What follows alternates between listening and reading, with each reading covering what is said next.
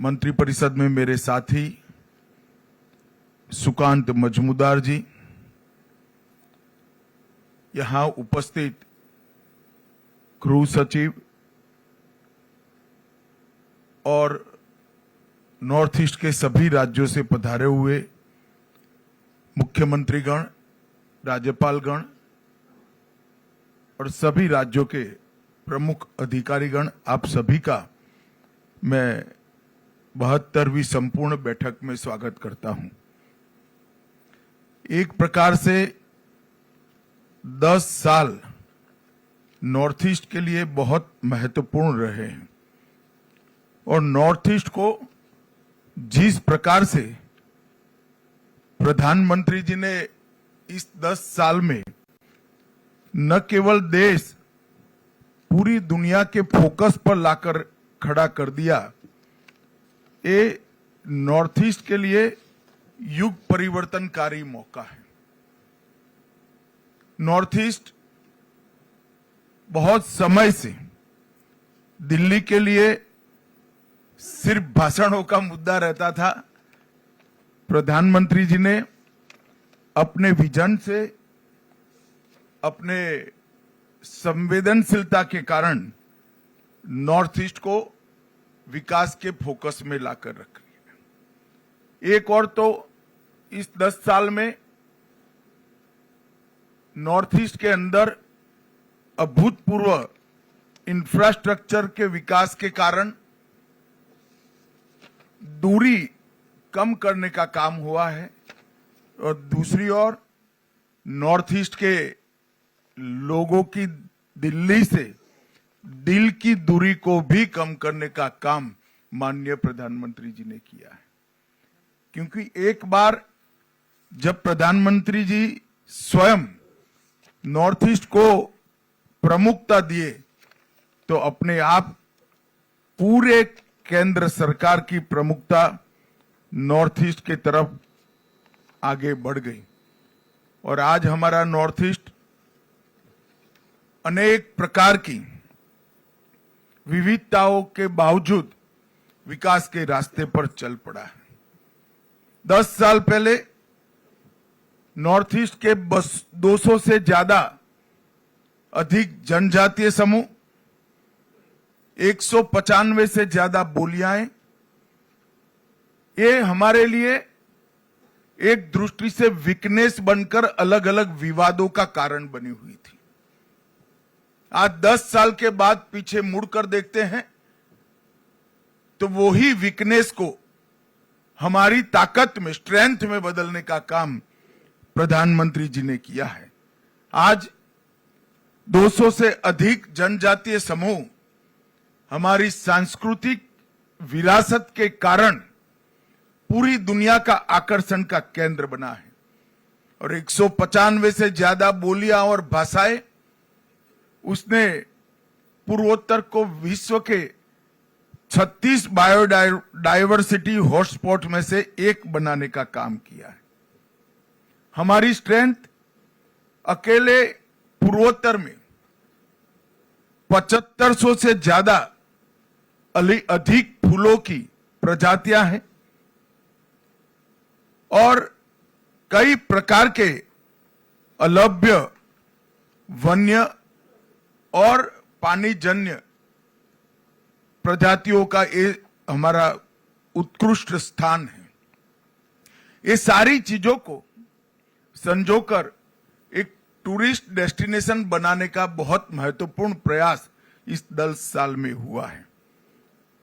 परंतु सबसे बड़ा काम हुआ है तो नॉर्थ ईस्ट के अंदर शांति प्रस्तापित करने का काम ये 10 साल के अंदर हुआ है। मैं बाद में इसमें डिटेल बताऊंगा, परंतु 20 से ज्यादा समझौते कर 9000 से ज्यादा हाथ में हथियार लिए युवाओं को सरेंडर कर मेन स्ट्रीम में शामिल कर नॉर्थ ईस्ट के अंदर शांति प्रस्तापित हुई, जो हर प्रकार के विकास की नींव बनी है। और अभी अभी प्रधानमंत्री जी अष्टलक्ष्मी कंसेप्ट को एक और ताकत देने के लिए दिल्ली के कार्यक्रम में गए और अब ये अष्टलक्ष्मी कंसेप्ट पूरी दुनिया, पूरा देश स्वीकार कर रही है। मैं आज सभी मुख्यमंत्रियों को भी कहना चाहता हूं कि पूरा देश चाहता है कि नॉर्थ ईस्ट का हर व्यक्ति समृद्ध बने, नॉर्थ ईस्ट का हर राज्य समृद्ध बने और उत्तर प्रदेश से कई गुना बड़ा हमारे भूभाग देश के विकास में योगदान करता रहे। एक प्रकार से इतनी सारी डाइवर्सिटी के साथ विकास के रास्ते पर आगे बढ़ने के लिए सभी प्रकार की मूल संरचनाएं खड़ा करने का काम ये 10 साल में हुआ है। अब समय आ गया है कि नींव पर एक बुलंद, मजबूत और समावेशी विकास की आगे बढ़ने का काम हमें करना है। पूर्वोत्तर के विकास की गति बढ़ाकर पूर्वोत्तर को शेष भारत के बरोबर लाना, ये भारतीय जनता पार्टी की नरेंद्र मोदी सरकार का लक्ष्य है। केंद्र में जब जब भारतीय जनता पार्टी की सरकार आई, नॉर्थ ईस्ट को प्रायोरिटी देने की शुरुआत करी। जब अटल जी की सरकार बनी तब हमने डोनर मंत्रालय की स्थापना करी और मोदी जी ने पूरी मंत्रिपरिषद को नॉर्थ ईस्ट का रात्रि निवास वाले दौरे करने का आग्रह कर 700 से ज्यादा मंत्रियों ने अब तक रात्रि निवास, 700 दिन से ज्यादा रात्रि निवास यहां पर हुआ है। प्रधानमंत्री स्वयं 65 बार आए हैं और हर बार कोई न कोई तोहफा नॉर्थ ईस्ट के लिए लेकर आए हैं। भारतीय जनता पार्टी की मोदी सरकार ने पूर्वोत्तर की संस्कृति को भी संरक्षित करने के लिए कोई कसर नहीं छोड़ी। सबसे ज्यादा अगर पूर्वोत्तर की भाषाओं को 8वीं अनुसूची में समाने का काम हुआ तो वो भारतीय जनता पार्टी के शासन में हुआ। हमने भी विभिन्न समझौते जो किए उसमें पूर्वोत्तर की अलग अलग बोलियों को ताकत देना, उसको संजोना और प्राथमिक शिक्षा कम से कम पूर्वोत्तर की भाषा में हो, इसके लिए हमने बड़ा आग्रह रखा है। और मैं मानता हूं कि इससे बहुत बड़ा फायदा हमारी सांस्कृतिक विरासत को संजोकर रखने में होगा। अब समय आ गया है कि $5 ट्रिलियन की अर्थव्यवस्था को पूर्वोत्तर के विकास से एक बिग पुश देने का समय आ गया है और इसके लिए एक्ट ईस्ट, एक्ट फास्ट और एक्ट फर्स्ट, ये तीनों मंत्र जो हमें दिए गए हैं, ये तीनों मंत्र को चरितार्थ करने का काम डोनर मंत्रालय बखूबी कर रहा है, एनईसी भी कर रही है। एनईसी ने अपने 50 वर्षों में आकांक्षाओं, जरूरियातों और चुनौतियों के संभावित समाधानों पर चर्चा करने का एक महत्वपूर्ण मंच बनकर पूर्वोत्तर के विकास की भाग्य रेखा बनने का काम किया है। भारत सरकार और पूर्वोत्तर के छोटे छोटे राज्यों की नीति के बीच में सामंजस्य हो, जिसके कारण विकास नीचे तक पहुंचता है, इसमें एनईसी की बड़ी भूमिका रही है। विकास की योजनाएं तैयार करना, विभिन्न जनजातीय समूहों को विकास के साथ जोड़ना और समग्र क्षेत्र को एक अलग दृष्टिकोण से ऊपर से देखकर समग्र क्षेत्र के विकास का आयोजन, रेखांकित करने का काम पूर्वोत्तर में एनईसी ने किया है। मोदी जी ने एक पॉजिटिव इकोसिस्टम बनाने का काम कर लिया है। इसके आधार पर राज्य सरकारों ने और डोनर मंत्रालय ने निवेश का इकोसिस्टम बेहतर करने की अब जरूरत है। कनेक्टिविटी अब प्रॉब्लम नहीं रही और विश्व के साथ कनेक्टिविटी भी थोड़े समय के बाद प्रॉब्लम नहीं रहने वाली है। बांग्लादेश के एन्क्लेव्स एक्सचेंज के बाद पूर्वोत्तर को दुनिया के साथ जोड़ने का हमारा लक्ष्य बहुत जल्दी समाप्त हो जाएगा। पूर्वोत्तर में एक औद्योगिक इकोसिस्टम इससे दृढ़ होगी और पूरी दुनिया का बाजार यहां पर निवेश करने वालों के लिए खुलेगा और इसके लिए हर राज्य ने भी अपने प्रयास मजबूत करने पड़ेंगे। भारत सरकार भी सभी इन्वेस्टरों को पूर्वोत्तर की ओर आने के लिए प्रेरित करती है। अभी केंद्रीय मंत्रिमंडल ने सेमीकंडक्टर और डिस्प्ले विनिर्माण की इकोसिस्टम के विकास के लिए 3 सेमीकंडक्टर यूनिट नॉर्थ ईस्ट में स्थापना करने का निर्णय लिया। इनमें से एक इकाई Tata semiconductor assembly and test private limited लगभग 27,000 करोड़ के इन्वेस्टमेंट से आसाम में आने वाली है। वो अब तक का सबसे बड़ा इन्वेस्टमेंट होने वाला है और इसके साथ साथ 20,000 प्रत्यक्ष रोजगार और 60,000 अप्रत्यक्ष रोजगार खड़े होंगे।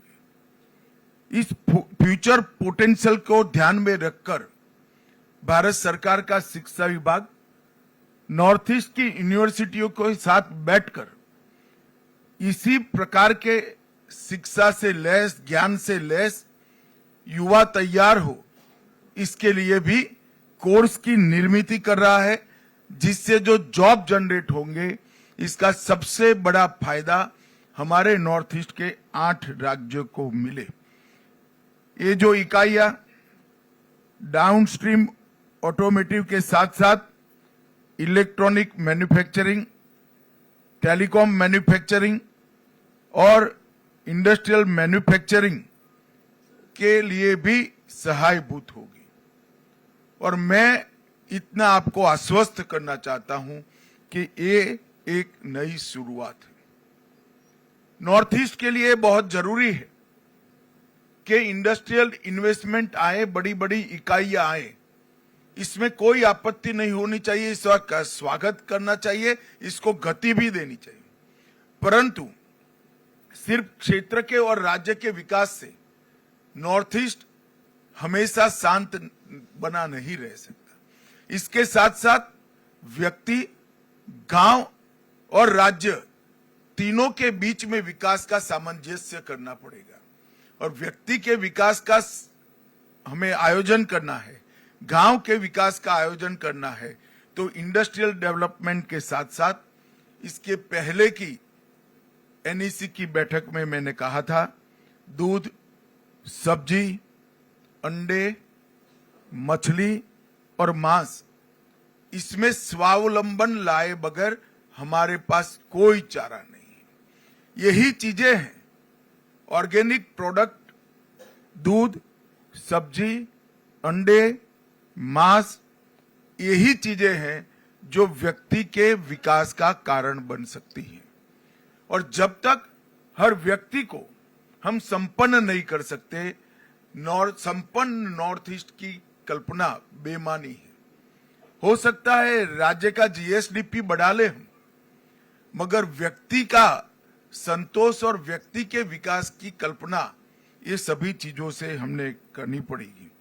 और टूरिज्म, कनेक्टिविटी की बहुत उपलब्धता के कारण सॉफ्टवेयर निर्माण के भी यहाँ ढेर सारे मौके पड़े हैं। नेचुरल कोर्स में पूरा नॉर्थ ईस्ट ऑर्गेनिक खेती करता है।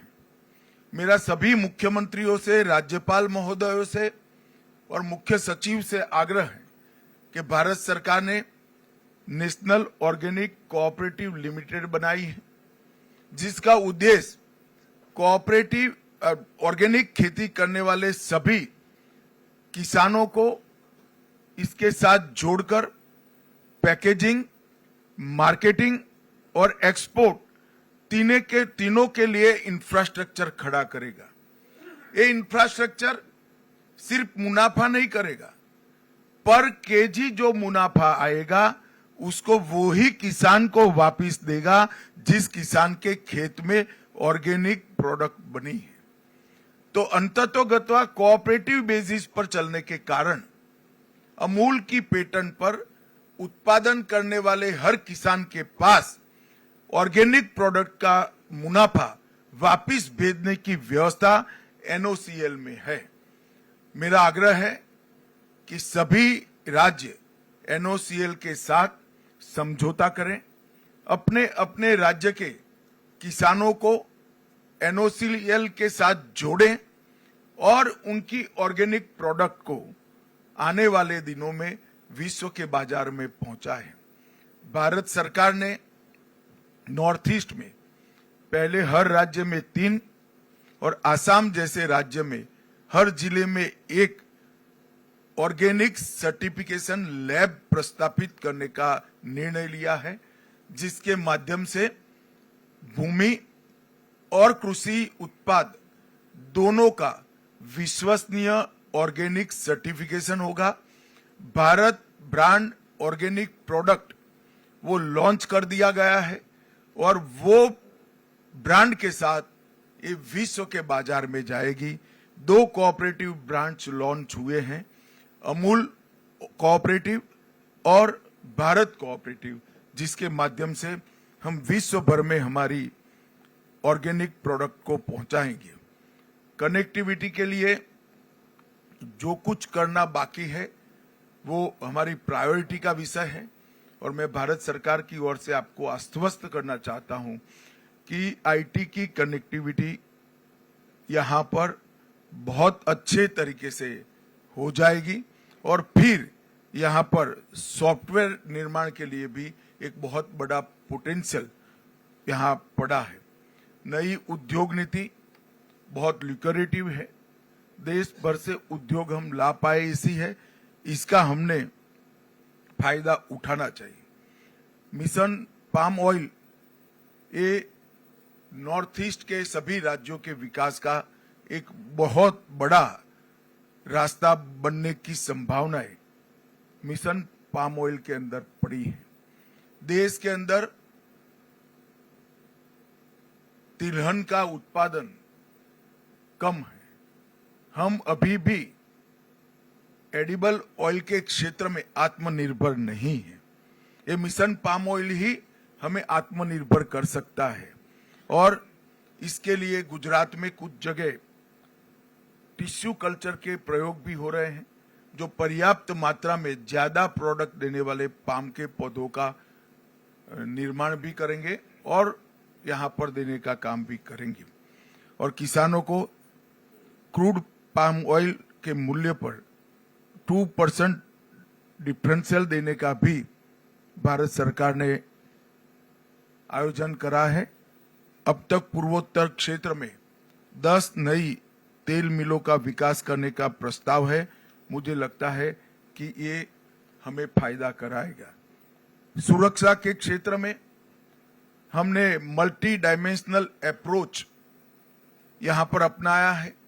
हर राज्य की एक विशिष्ट रणनीति बनाकर हम 10 साल में आगे बढ़े और इसका परिणाम है कि पुलिस, आर्मी, असम राइफल और केंद्रीय पुलिस बल ये सब ने इकट्ठा मिलकर यहां पर एक बहुत अच्छी व्यवस्था करने में सफलता पाई है, जिसके चलते हिंसक घटनाओं में 31% कमी और नागरिकों की मृत्यु में 86% की कमी ये 10 साल में हमने सिद्ध की है।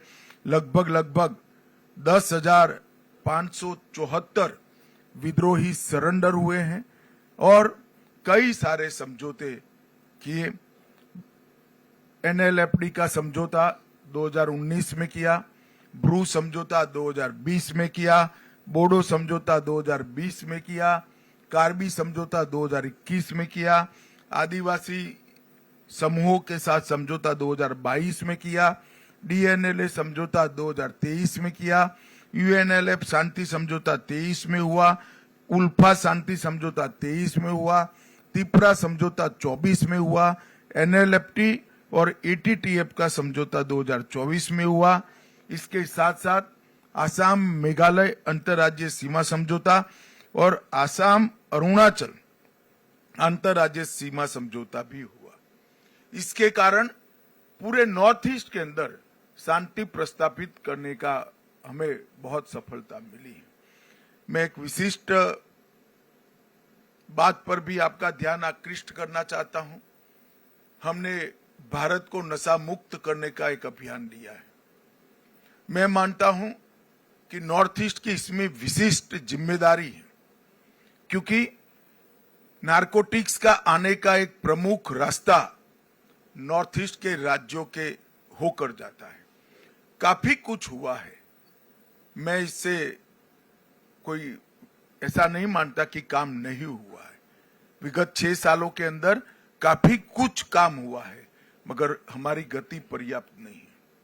मेरा आग्रह है सभी मुख्यमंत्री और राज्यपालों से कि आप सभी लोग हमारी जो जिले की निगरानी समिति बनाई है, उसको कितनी बैठकें जिला लेवल पर होती हैं, उस पर पूरा बल दीजिए, उसको मॉनिटर करिए और नॉर्थ ईस्ट को पूरे भारत के लिए नारकोटिक्स के रास्ते का जो कलंक लगा है, वो कलंक को हमें मिटाना चाहिए।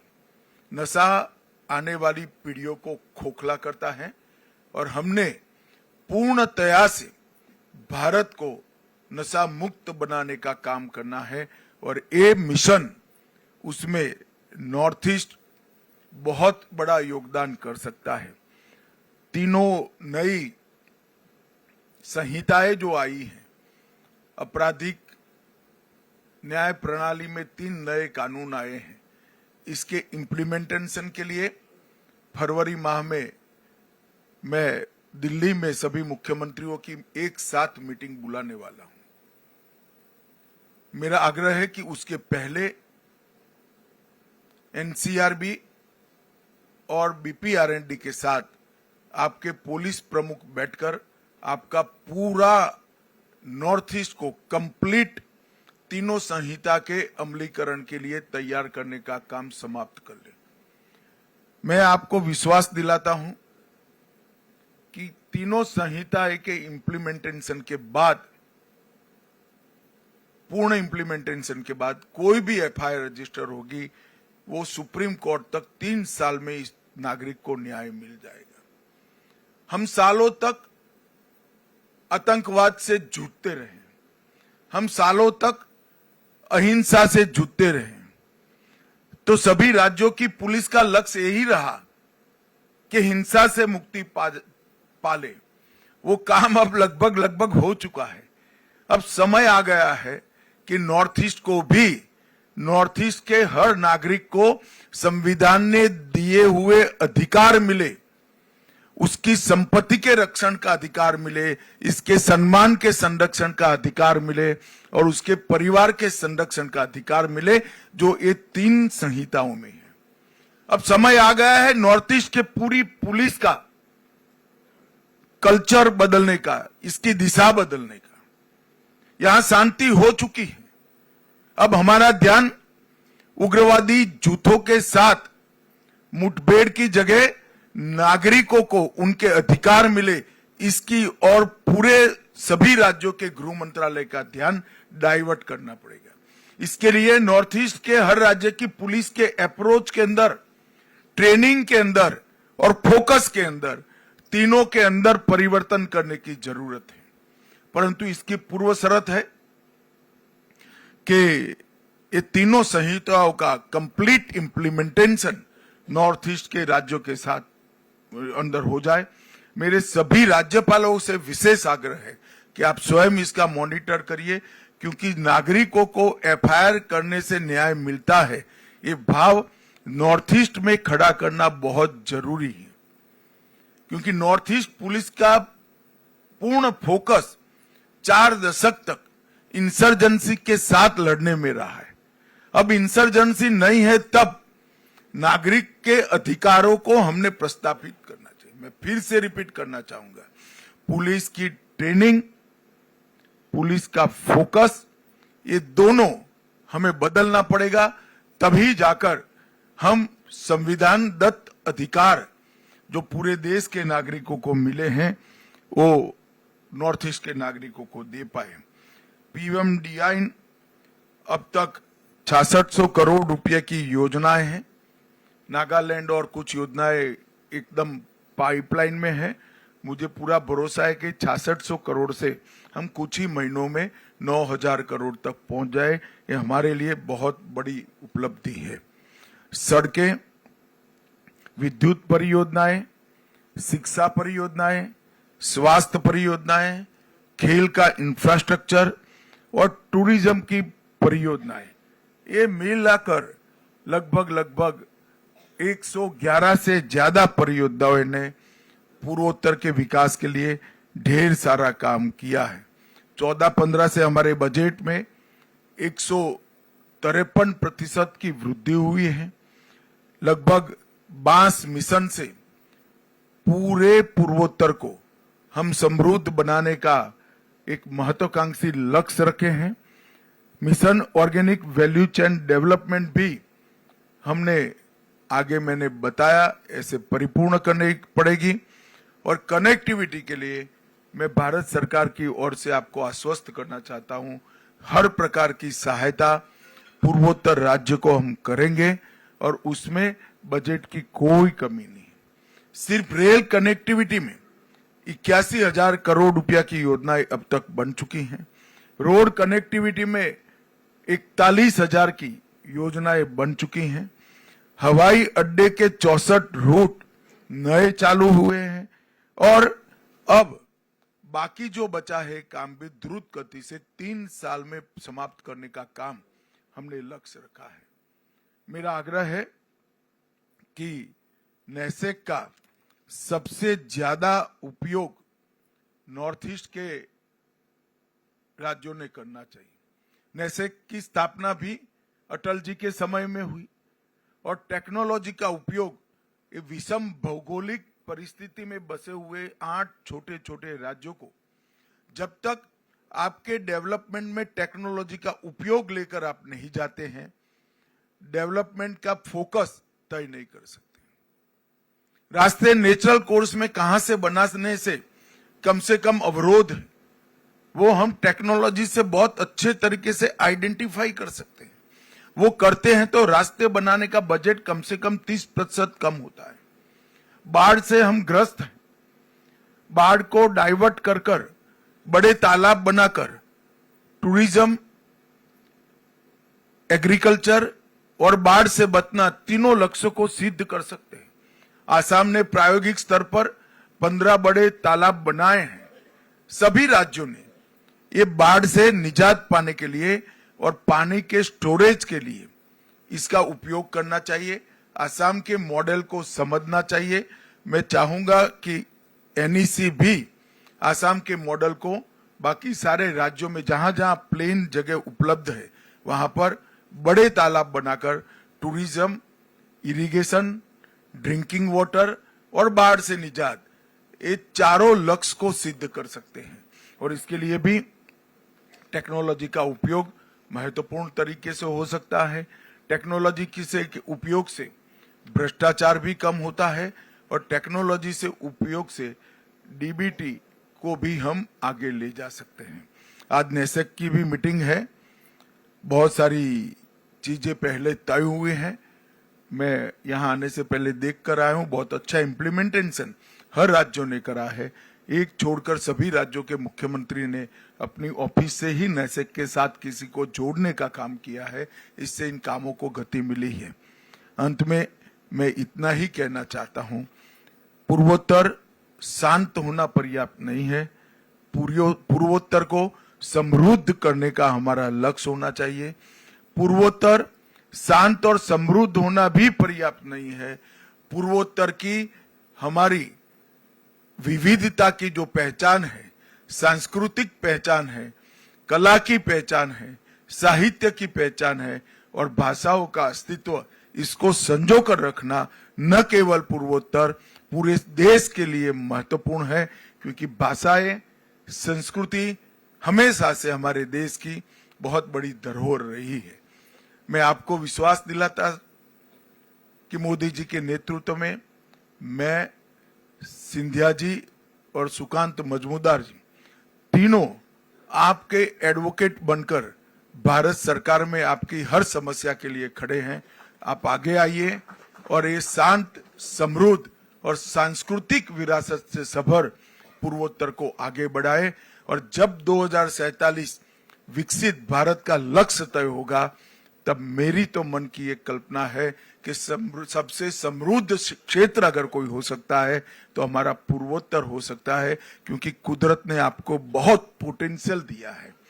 तो हम सब मिलकर मोदी जी के 2037 के विकसित भारत के लक्ष्य के साथ जुड़े, आगे बढ़े और पूर्वोत्तर को भी आगे बढ़ाए, यही अभ्यर्थना है। वंदे मातरम, भारत माता की जय। माननीय गृह मंत्री एवं उत्तर पूर्वी परिषद के अध्यक्ष श्री अमित शाह जी का मैं बहुत बहुत आभार व्यक्त करती हूं उनकी बहुमूल्य वक्तव्य सभी के साथ साझा करने के लिए। अब मैं धन्यवाद ज्ञापन के लिए योजना सलाहकार श्री शोम कामे जी से अनुरोध करती हूं।